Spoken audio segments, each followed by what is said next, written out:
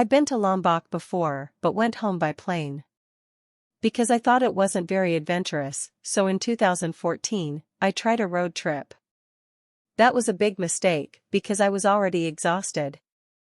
Since the Surabaya Gubeng train had run out, I finally took the train from Kota Station to Madiun. From Madiun, I continued by train to Banyuwangi. From there, I walked to Ketapang Harbor and took a boat to Gili Manuk Harbor in Bali. It was the worst hour of the trip. The waves were so strong and made me feel dizzy and nauseous. I can't stand straight. The combination of cigarette smoke, loud music, wind, lack of sleep, and a shaking ship left me exhausted but unable to sleep. From Gili Manuk, I walked to the bus terminal to Padang by port. I took an economy bus with broken windows from midnight until dawn. It was a tough journey. From Padang by port, I took the second ferry to Lembur Port, Lombok. From there, I looked for transportation to my hostel in Mataram. The Jakarta-Mataram journey was a 3-day ordeal with no sleep or proper nourishment, leaving the body feeling crushed. The next day, at 5 in the morning, the trek organizer staff picked me up at the Senaru base camp. But unfortunately, there was a miscommunication. I chose the Sembilan route, which is hot and flat, for a 4-day and 3-night program to make the journey to the peak more enjoyable. Due to the unavailability of the sharing program, I had no choice but to accept the expert climbers route via Senaru, which is more dangerous and steep. It takes 3 days and 2 nights. I was the only local in the climb and the only one wearing a hijab. My group of friends are foreigners. Even the other groups were all foreigners. The problem is our endurance and step speed are very different. I was in a group with Alona, Rory, and his wife, Natalie. Because Rory and Nat had just arrived from Gili, they would follow along with the guide. I just walked with the porter and Alona. At first, we could still chat about various things. After a while, I asked Alona to go first with the porter. I followed behind. Alona comes from Lithuania, a former country of Russia that has climbed many mountains in the world. -Celsius temperatures are nothing out of the ordinary for her. Rory and Nat live in the mountains in Canada. They also usually climb mountains, even in winter. The last time I climbed a mountain was 10 years ago. It is also a short mountain in the Tasikmalaya area. I find myself climbing with people who are acclimated to cold temperatures, while I'm a tropical person accustomed to Jakarta's hot weather. What a big surprise. As a result, I am the weakest person in this group. Let me tell you something. It is not easy to walk uphill thousands of meters with a slope of around 45 degrees beside ravines and carrying dozens of kilos of weight on your back. If you do not fall, you are lucky. That track was hard. For a beginner like me, it feels like life and death. I always arrive last at the post. Alona gave me applause when my face finally appeared about an hour later in the Senaru post, while Rory shouted, "You made it."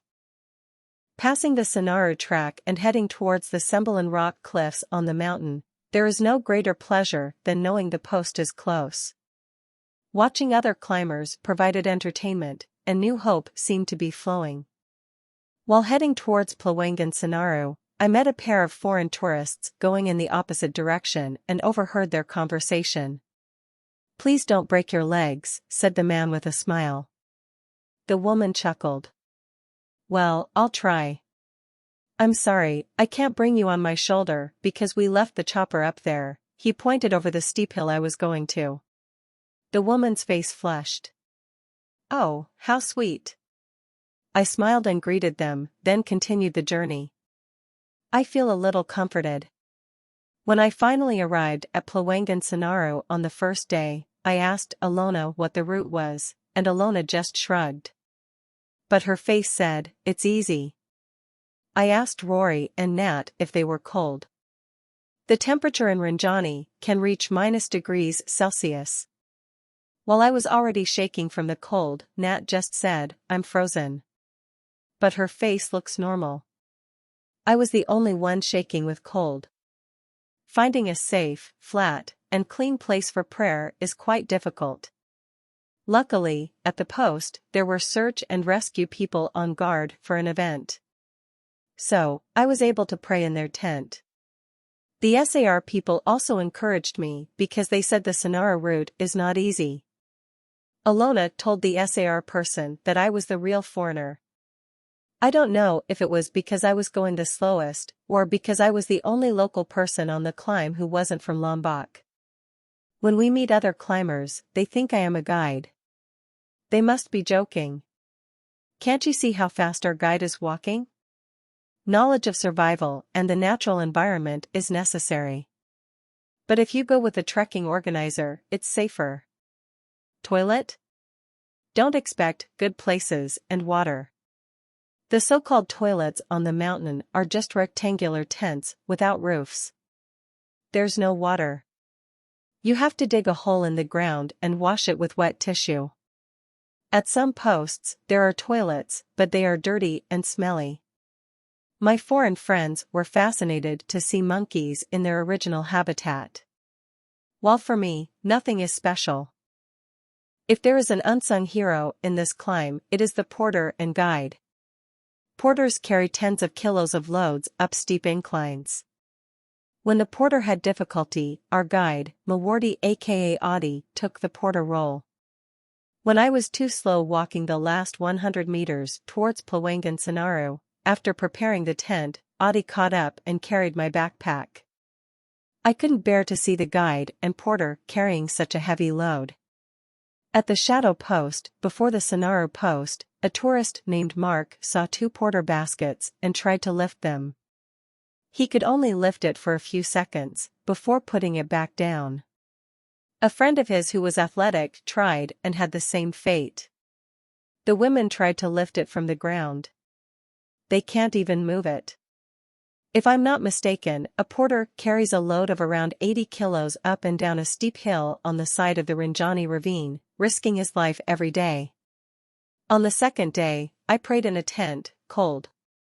Meanwhile, Alona was still sleeping. When I finally left the tent at 7 in the morning, Alona had disappeared somewhere. Alona is the type of woman who is tough and likes challenges.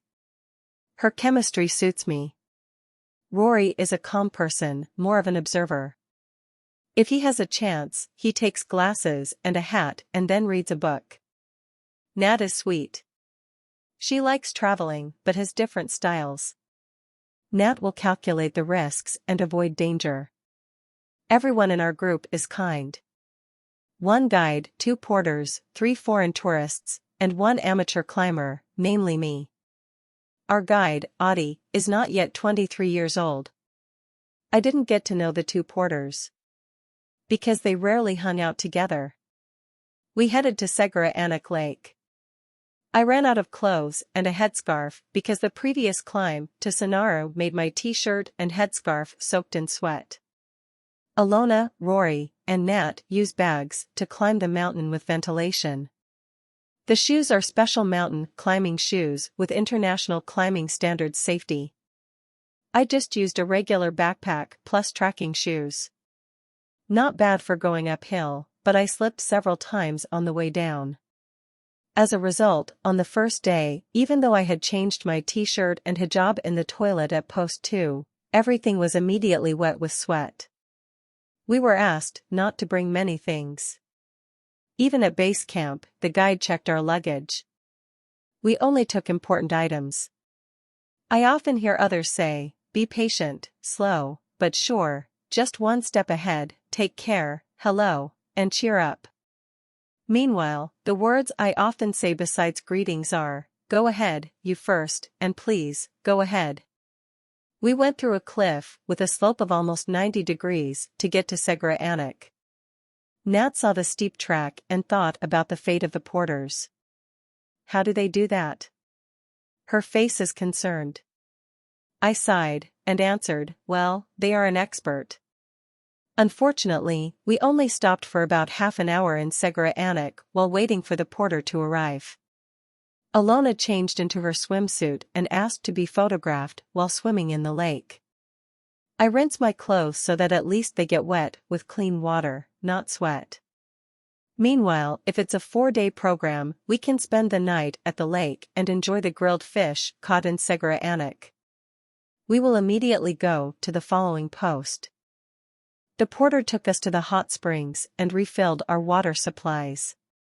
Audie and the other porters cook for lunch.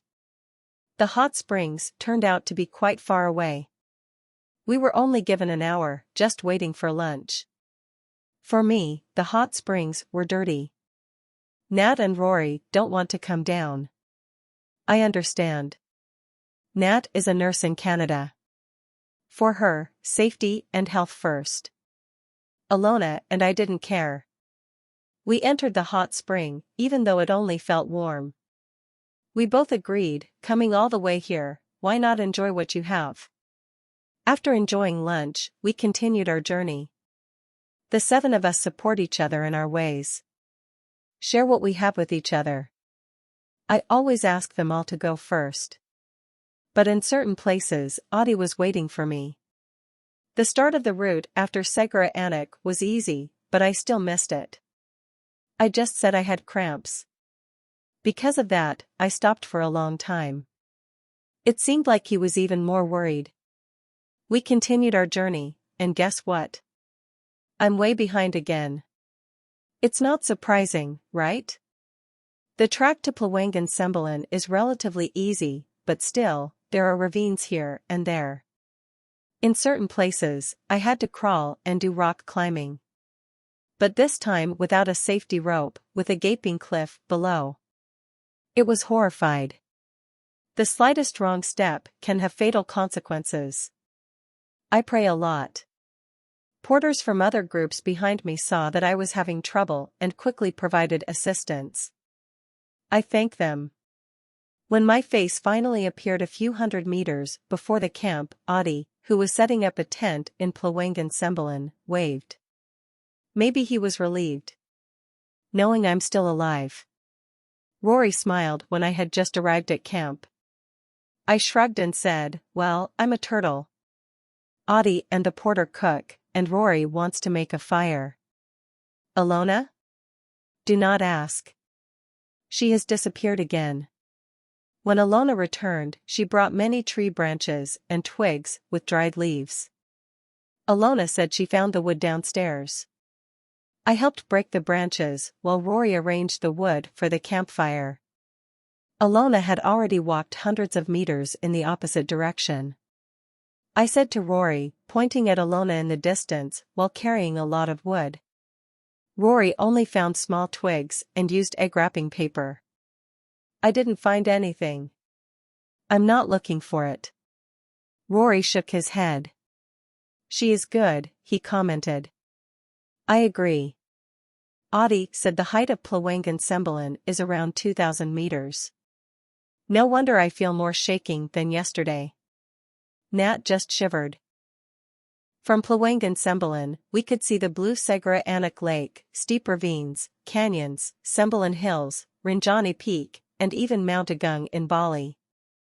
I looked at the Rinjani peaks and Mount Agung above the clouds in the distance in great admiration. The clouds were below us. As soon as sunset, oh, I can't tell. It was beautiful. I already wore gloves, socks, and a double jacket, and got into my sleeping bag, but I was still shaking so badly because it was so cold. Alona asked me out of the tent because Rory had finished making the fire. They invited me closest to the fire. What kind of people? At night, millions of stars are seen in the sky. The flickering light of flashlights at the lake camp and Plawangan makes the mountain look like it has its star. Amazing. After dinner, Audie invited us to rest and said tomorrow we would walk for about 10 hours. I feel shocked. 10 hours? Whose version of 10 hours is that? Audie and Alona's version? How many hours does my version take? My soreness from the trip until this afternoon hasn't disappeared yet. Audie said we would summit attack at around 2 or 3 in the morning, be at the top for only 10 minutes to take photos, descend via the Sembilan route, and go straight back to base camp. Alona will continue her journey to Gili and get a ticket to Komodo Island. She had to catch a boat at Bangsal Harbor for Gili at around 3 in the afternoon. It meant we couldn't stay long and had to go down immediately after breakfast. It rained for hours that night. Not heavy, but quite windy. The wind in Rinjani is different. Even from the valley, you can hear the sounds. According to information from Audie, some time ago, the wind in Rinjani was so strong that it damaged the tent. Nobody can get to the summit. I think, after enough rain, the summit attack will be cancelled. But, I was wrong. We were woken up in the morning. I don't know whether to be sad or happy. What's clear is that I'm scared and tired. I've only slept for an hour. We drank tea and ate biscuits. At around 2 in the morning, we set off for the peak. The flickering light of a moving flashlight marked the track we were going to follow. Sandy paths are prone to falling and slipping. The stars are visible again. The weather was fine, but the wind forced us to walk to avoid freezing. We only brought flashlights, cameras, and drinking water. I also took candy and chocolate for the glucose supply. Audie still carries a carrier bag on his back. It may contain spare drinking water or other emergency needs. At altitudes like this, oxygen levels become thinner and quickly make the body tired. In just a moment, I was already breathless. I tried to concentrate on the road in front of me. I don't dare look left and right. I know what's there. There is a very narrow track, maybe only about 30 centimeters. There is a decent incline. There are tree roots that make you stumble. Alona and Rory were already far ahead. Audie, as usual, waited for me, making sure I was safe. I stop often. Look for a place that is not too steep, take shelter from the wind, and catch my breath. I also perform morning prayers with minimal conditions. It's been about 2 hours of walking. I looked up, and the flashlight continued to flicker. No one has reached the top yet. Audie asked Alona and Rory to go first. He felt responsible as a guide to accompany me. Nat has decided not to take part in the summit attack. She said she was tired and couldn't see well enough in the dark. Frankly, I'm relieved that Nat didn't take the summit attack. I can't imagine her struggling through the sand, falling every time she tried to step up, with the threat of danger on either side, even though Rory was near him. After many people passed by, it seemed like I was the last climber hunting for the sunrise at the peak. There were no other flashlights behind me. Segera Anak and Gunung Baru Yari are below. We were at an altitude of about 3,000 meters. Rinjani's height is 3,726 meters above sea level. I want to continue to the top, but it will be sunrise soon. Audie said we could see the sunrise from here. Only 700 meters left. At first, I didn't want to stop. But looking at my walking speed, Audie said, it would probably take me another 2 to 3 hours to get to the top. Life has its deadlines. Honestly, I was annoyed and sorry. I've trekked 3,000 meters, taken a deadly route, and climbed to an impressive height. Even though I haven't fully recovered from the 3-day road trip from Jakarta to Lombok. Just a little more. I can't reach the top. Is our schedule can't be postponed any longer? If only we had more time, God willing, I could reach the top of the mountain. If only the trekking package that I booked from the beginning wasn't suddenly unavailable, I would have been able to enjoy Rinjani more. This package messed up my travel schedule. Because I have to look for additional accommodation when I return from here, add accommodation costs to 2 days outside the climbing package. Audie knows I paid more for the 4-day climb via Sembilan. Not an expert package via Senaru like this. But he couldn't do anything. I don't blame him. Audie and the porters dedicatedly helped us. The 4 of us respect them. I can't blame anyone. There is a reason for everything. All for good. Although I still regret it. I looked up at the peak that felt so close. It's like it's in your hand and then fly away. I disappointed. We descended a few dozen meters and joined another guide who was accompanying a local climber who was sick. We took cover behind a rock, avoiding the bone-chilling wind. Silence. Freeze. I forced myself to smile and asked to be photographed while holding back the cold. Try to enjoy beauty in other ways. Not completely successful. After enjoying sunrise for quite some time, Audie suggested I go down first. He will go upstairs after Alona and Rory. Audie was probably uncomfortable because he wasn't at the top where a guide should be. But as he said earlier, risks of sharing packages. Audie would be even more uncomfortable if he let me go through the summit track in the dark without a guide. It was too dangerous. It was already light. I went down alone. The way down is easier. But also more slippery. The wide track can make me feel like skating or sand skiing. The narrow path makes me walk like a granny. I focused on the front, not daring to look left and right. There is a narrow track about 30 centimeters wide with Segra Anak crater with sharp cliffs on the left side and the ravine on the right side. After only a few hundred meters of walking, I heard the sound of a sandslide. I turned and chuckled. Alona suddenly took my photo. We took a silhouette photo of the 2 of us near the crater rim. I asked Alona how it was above. She said with a satisfied smile and said it was nice. I remember the foreign tourists I asked at post to Senaru after the summit. It was good? And he answered with a happy face, "Oh, it's amazing. Don't forget to bring your camera." I'm a bit sad and envious, but well, life must go on. I tried to cheer myself up. Everyone has their achievements. I've come this far. 3,000 meters of climbing in 3 days. Not too bad for someone who hasn't climbed in more than 10 years. It's unfair if I have to compare myself with Alona. Success is not only measured by what people achieve, but also by where they start. At least, I'm grateful I tried. Alona finally took the lead, walking fast and raising clouds of dust.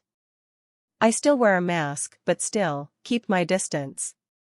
In a steep place where I didn't want to look, Alona went to the edge and took a photo. Where did she stop suddenly, so that I, who was sliding down behind her, suddenly stopped my step? The day before, on the track to Segra Anak, Alona ended up standing on the edge of a cliff even though Audie had told her not to. Alona walked in front. Audie and Rory arrived behind me. Audie tell us about the route we would take at the top. He pointed at the lake in the distance thousands of meters below us. I was flabbergasted. It was too far. After breakfast, we immediately descended via the Sembilan savannah. It's an easy path. But still, I couldn't enjoy it for long, because the others walked quickly without taking photos. Even though there are many good spots. Ah, what a shame. When we finally took photos, the Sembilan Hill spot had already passed. If someone calls this the Hill of Regret, for me, the Senaru route is more appropriate for that name. Even if we climb via Sembilan, the route is much easier. More gentle, without the threat of cliffs. And supposedly, it saves 700 meters of climbing. We passed a river of former lava and entered a shady forest. Audie and the porters in front chatted with Alona or Nat. Rory is behind. Rinjani, my heart is still there. Even after the climb, when I was sitting on Singjiji Beach the next day, I was still thinking about it. Alona is probably still on Gili T, and Rory and Nat are still at the Singiji Hotel resting. Where are the guides and porters now? Senaru Post? Sembilan? On a cliff? What are they doing? Putting up a tent? Cook? Rearranging guests' mattresses and sleeping bags in baskets? What were they thinking when carrying tens of kilos of load while climbing? Bored? Don't have a choice? Have they even given up hope for a better life? When I was resting at the accommodation in Mataram, Alona might have finished on the Gili Islands and was in Flores for her next adventure. Rory and Nat have probably finished enjoying Singiji and are ready to head to Bali. We will return to our life. Life as we know it. I returned to Jakarta, Alona returned to exploring, and Nat and Rory returned to Canada. And, is it possible that people like Audie and the porters will be forgotten over time? There were dozens of figures like Audie and the porters, who had to climb back up, fighting to live while they could. I hope the best for them. The Rinjani climb was my best climb in Indonesia so far. A climb that I will remember for the rest of my life. Rinjani taught me about patience in the process. Many years later, the Rinjani experience made me dare to go solo trekking to Nepal. I remember when I looked at the peak of Rinjani while the car was moving away. It's hard to believe that we have been walking for dozens of hours since early this morning. That at dawn we were up there, at the peak at an altitude of 3,000 meters, and now, we are here, far below it. I expressed that opinion to Rory. Rory looked at the peak of Rinjani and agreed. Yeah, it's a long journey, he said. I think life is like that too.